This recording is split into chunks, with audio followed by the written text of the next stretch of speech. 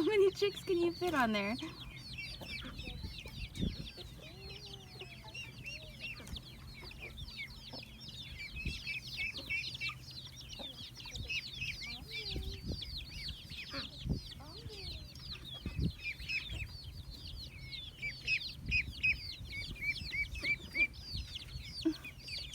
She's got 3 on there.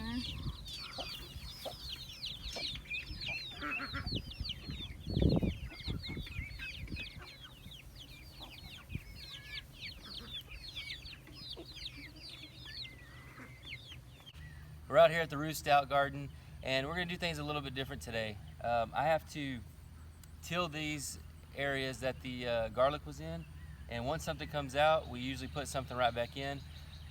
But we are going to till it and mound it, and then go back with the Roost Out, putting hay on top.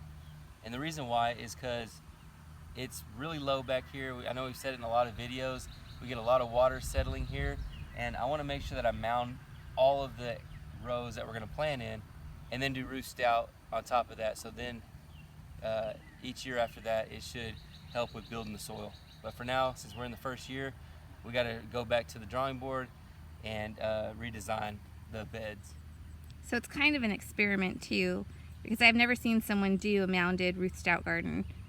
But that's what we do in our garden out there, and it does really well, and the water doesn't settle on the mounds, so stuff doesn't get rotted out like it did this year. Yeah, so at least this year in the Roost Out garden. So it looks pretty jungly out there from this view, but there's actually, it's more like rows if you go onto the side here to see it. So this is the little patch that we're working on. This is where we pulled up all of this garlic, and so Garrett is going to remove the hay, or are you just gonna till it with the hay in there? I'll remove some of it. He's gonna remove the hay and then till it and then mound it up and then put the hay back on. And while he's doing that, I think I'm gonna show you guys how to braid some hardneck garlic, because believe it or not, you can braid hardneck garlic. This is too funny because these 2 chicks, are always together, and they're both pullets, but one is a meat bird, one is a buff Orpington, and I was just telling Garrett, we cannot process this meat bird because they're best friends. Every day these 2 are together. It is so cute. They've got like the BFF thing going right now. You can barely see the buff Orpington in there. But they're so funny. They're just always together. So typically you can't braid hardneck garlic. At least that's what people like to say, but there is a way. It just takes a little bit of work. So what I do is I make a slit down the stalk, and I remove the scape that's inside, or what's left of the scape. And this is the hardest part of the garlic. That's why it's called a hardneck. So when I'm cutting that slit, I'm not going very deep. I'm just cutting through the first few layers of leaves, and then I just cut off that stalk that's inside. And that's it. That's how I get it to be kind of like a soft neck garlic. So to start my braid, you're going to need a piece of string. And I take 3 pieces of garlic, and I usually like to start with the smallest ones first down at the bottom, and then I'll use the larger ones in the middle, and then the small ones at the top, and I'll show you what I mean later. So you're going to take 3 pieces, and you're going to tie these together, and this is going to keep your braid from coming undone. These 3 should be the smallest ones in your stash. So I just do a regular double knot. And sorry if I sound a little raspy in this video. I'm actually coming down with something, probably what my son has right now. So I sound a little funny. So tie that together really tight. You don't want this to come apart. You can use any type of string you want. I normally will use like a twine, but this is like some synthetic stuff that I just had that I was using on the trellis, so that's what I'm using right now.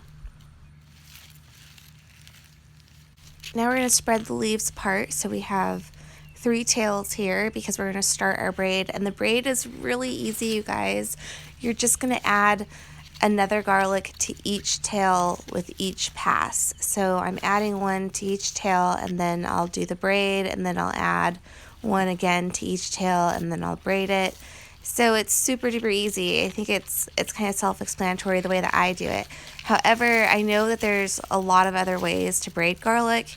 If you guys would like to see other ways, let me know. One of them is where you do just a regular braid, but you only add one garlic in the center each time, and that gives you a straight line of braid. So if you would like to see that one, let me know in the comments and I'll do it. So see, I'm adding garlic to each tail, and then I'll braid it, and then I'll add another garlic to each tail, and then I'll braid it. So it's just a regular braid, and you're just adding garlic to each section every time.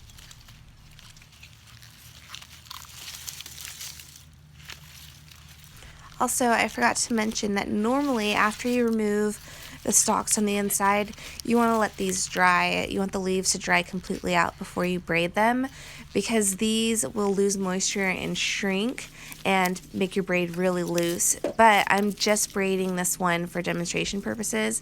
Normally I would let this dry out completely before I started to braid. So you're going to keep adding garlic all the way down until you get the desired length for your braid. I like to make really large ones, but like I mentioned earlier, now that we're getting to the middle of the braid, I'm starting to add some of the bigger garlics. And the reason I like to do this is it makes a really nice shape when the bottom ones are smaller, and then you gradually get bigger, and then you go small again at the top. I think that shape of braid just looks really, really nice on a wall.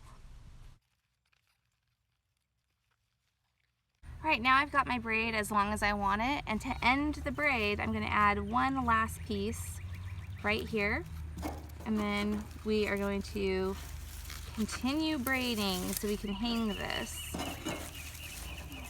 So we're not going to be adding any more garlic. And braid this nice and tight.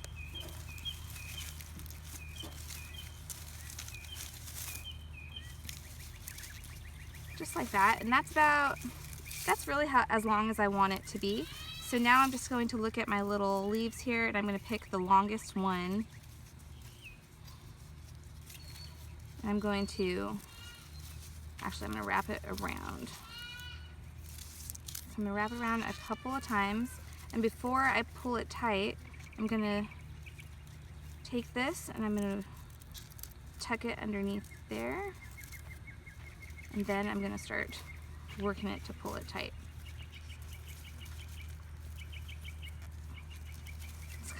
This is the hardest part, is just getting that nice and tight. There we go.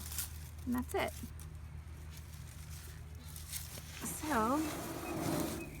So here is the garlic braid that I just did.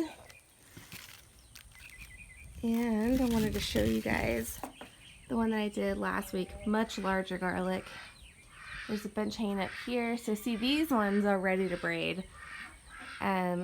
But this is what the one I did last week looks like. And I braided this while the leaves were still green, so you could see how much it has loosened up. That's what you don't want, and that's why you want to braid it when the leaves are already dry. But I want to show you the difference in the garlic size. Look at that. Pretty big difference. These ones on the right are definitely bigger that were not in the rootstock garden, but still not bad size. So just to show you guys the size comparison, put them right next to each other. Way bigger. These are not rootstock garden. These were the kitchen garden, just in the ground with no hay, or a little bit of hay, but not much. This was in the rootstock with lots of hay. And like I said, still really impressive sized garlic if you want to do the garlic in the rootstock method, but these could have been this size if I hadn't planted them with the rootstock method this year. So I think that's a really big difference in size. And they said more compacted soil too. Yeah, they did. So they still did well. So if you want to grow garlic in your rootstock garden, I would still recommend it. But knowing what I know now on how well it just does outside of that garden, in a different garden, I would not grow garlic in the rootstock garden again, I don't think. But I'm going to, because there's already cormals in the rootstock garden, so there is going to be garlic growing in there next year anyway. Don't really have a choice in that. So, all right, that's it. I can't hold these much longer. I'm a vampire. Super heavy. All right, guys, that's it for this video. Thank you so much for watching, and we'll see you guys tomorrow. So these chickens were raised with the ducks, and look, they're in the water.